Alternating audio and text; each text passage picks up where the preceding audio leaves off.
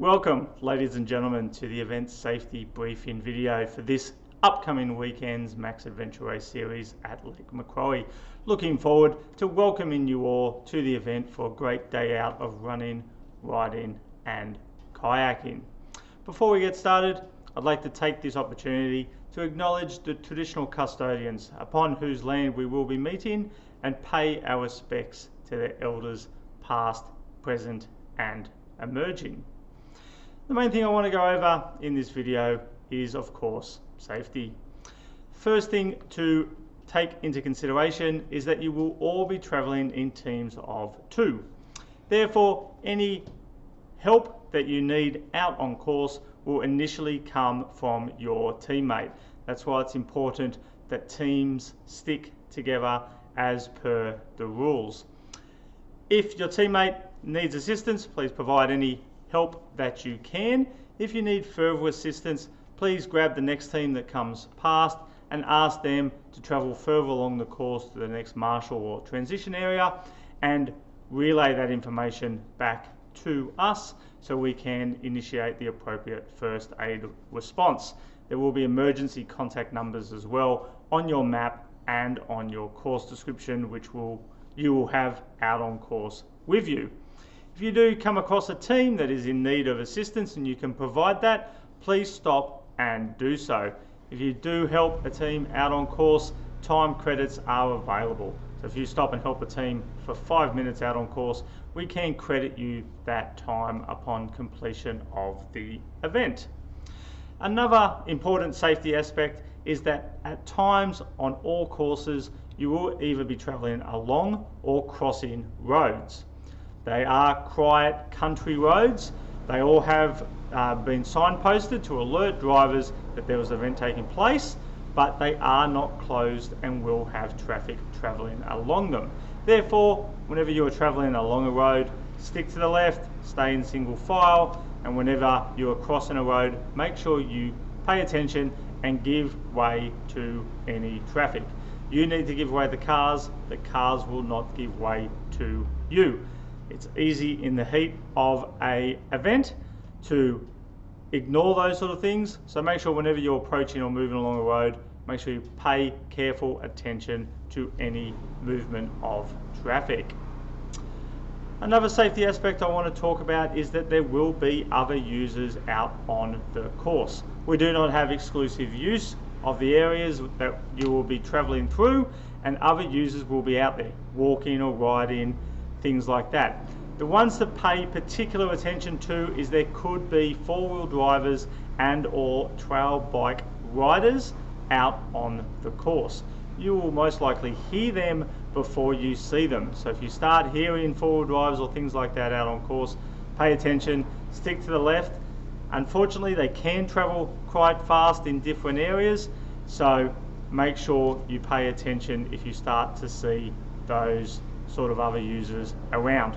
In all likelihood, if they do see you out on course and realise that there is an event going on, they will head elsewhere so as not to ruin their fun or your fun, but important that you are aware that they could be out on the course. When you're out mountain biking, please ride to your ability. Depending on the course route you could take on during the event, there could be some sections that are slightly technical, maybe some short, steeper sections of downhill riding. No jumps, technical things like that, but they can be fire trails or trails that are rarely used, can be a bit overgrown, and therefore can present a bit of a challenge if you are an inexperienced rider. If that is you, and you come across anything that you feel is a bit outside your level of comfort, I would encourage that you stop, get off and walk that short section. It will only be short, so doing that will prevent you from having an accident and give you a better overall experience. The weather forecast for Saturday is looking to be quite warm. There will be, in all likelihood, a few showers around, but the weather still will get up into the mid-20s.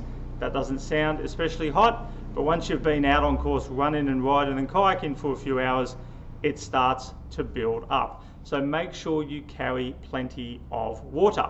The minimum requirement is 2 litres per person, we would recommend, especially for the slower teams, to carry more than that. There won't be water out on course unless you would like to fill up from a random creek.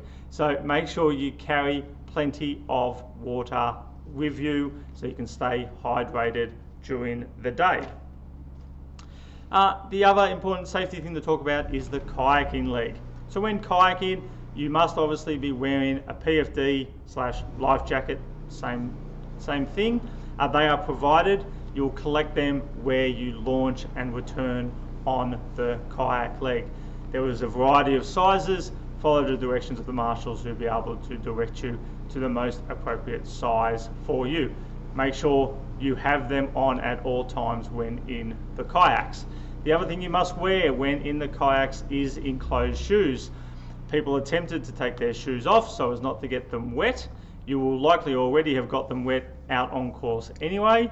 It is part of adventure racing that you get your feet wet, so make sure you're wearing shoes whenever you are in the kayaks. You also get your bottom wet when kayaking. The nature of the kayaks is water sits just at the bottom of them to keep them nice and stable for them, which means you will get a wet bottom. At the kayak launch point and exit point, make sure you carry the kayaks to the water. Do not drag them along the shore. All that will do is put a hole in the bottom of your kayak. It means it will slowly fill with water over time and make your paddle a hell of a lot slower. So please carry the kayaks to and from the water. If you have younger team members and need assistance with that, there should be plenty of other teams around happy to give you a hand, or event marshals at that location as well that will be able to help you. When it comes to registration, please just come along to registration on race morning. You will be sent a copy of the team list, which will have your race number attached to it. Come along, collect the corresponding race bag, and away you go. In your race bag will be your map, your course description, your welcome letter, a wristband for attaching your timing chip to your wrist if you like, and your timing chip. When you have that information, have a quick read of the welcome letter. Helps you familiarise yourself with what's going to go on during the day, and then start planning your course using both the map and the course description in conjunction. A common mistake teams use is they just look at the map without also looking at the course description. There's a lot of useful information on the course description. We'll show you at the start line how the timing chips work, but there will be a timing control at the checkpoint locations. You insert your timing chip and the control will beep and flash.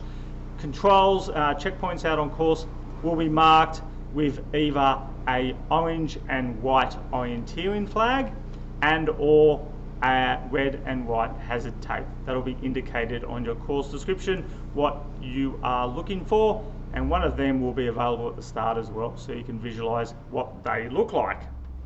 For you novice course teams, you have the added bonus of the navigational tips and tricks session, which I will run at the start line just after the classic course teams start.